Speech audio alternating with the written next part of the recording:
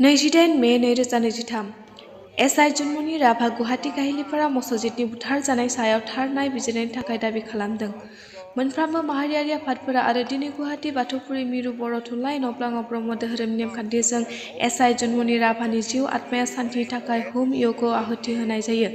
बे हाबाफारिखौ बानजायगिरि गुवाहाटी मेट्रिकनि खौसेथि बर' सुबुं आफादनि आफादगिरि मानाव गेदेर मुस्रि प्रदीप बसुमतारी बिथाङा बे यज्ञ आहुति होनायखौ दैदेननो गुरु आफा अमेन्द्र ब्रह्म मिरु ब्रह्म धोरोम बोसोनगिरि आरो गुवाहाटी मेट्रिकनि इउपिपिपिअ एबिडब्लिउडब्लिउएफ एबसु जनजाति सुरक्षा मानस आरो बर' माहारियारि आफादफोरनि दैदेनगिरिजों लोगोसे धोरोमारि आफादफोराबो बाहागो लायो।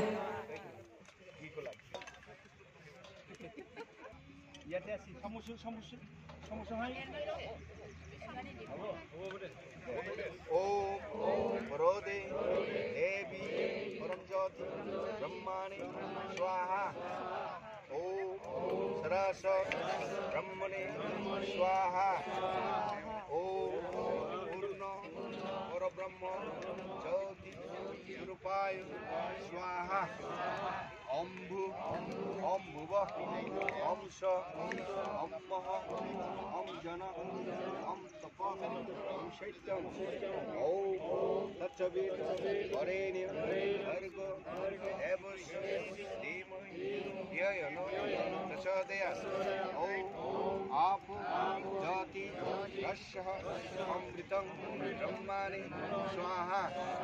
ओम ब्रह्मार्पणं ब्रह्महवि ब्रह्माग्नौ ब्रह्मणाहुतं ब्रह्मैको तेन गन्तव्यं ब्रह्मकर्म समाधिना।